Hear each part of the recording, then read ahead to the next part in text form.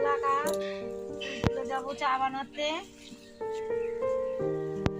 চা বানিয়ে চা খেয়ে তারপরে যাব আমি সকালের খাবার তৈরি করতে।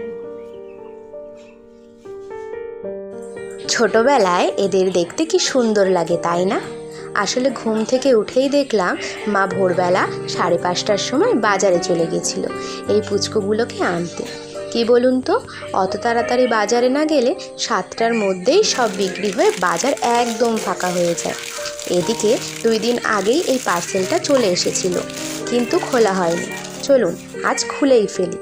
আংটিগুলোর ডিজাইনটা খুব ইউনিক, একটু পরেই দেখি কেমন লাগে। সুন্দর, কিন্তু খারাপ লাগছে না বলুন। আর এই দিকে সকালের জলখাবারও বানিয়ে ফেললো মা।